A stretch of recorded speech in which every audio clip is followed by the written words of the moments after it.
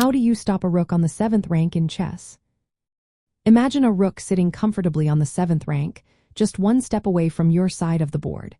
It's a powerful position because it can threaten your pawns and even your king. So, how do you prevent it from causing trouble? First, understanding how rooks move is key.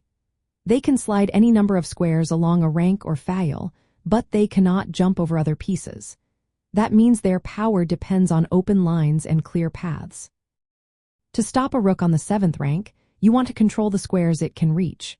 One simple way is to place your pawns or minor pieces directly on the 7th rank or on the files the rook uses. This acts like a barrier, blocking its movement and limiting its influence. For example, if your pawn is on the 7th rank, the rook cannot pass through it.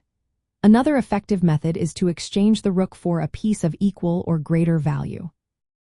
If you can attack the rook with your own pieces or force it into a position where it can be captured, that will remove the threat. Sometimes, sacrificing a pawn or a minor piece to trade the rook is worth it to regain control.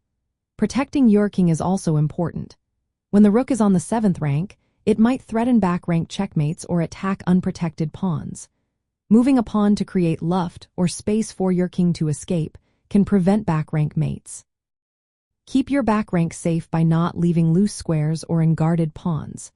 Active counterattack is another good idea.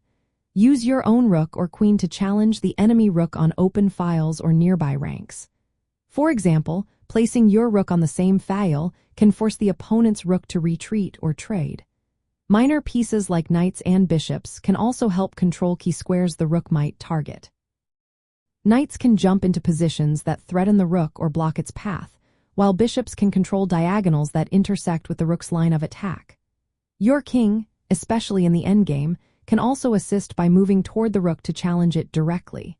Avoid passive moves like just retreating or ignoring the rook's presence. That often leads to losing material or a worse position. Instead, think about blocking, exchanging, or challenging the rook actively. Remember, knowing how rooks move along ranks and files helps you plan these defenses.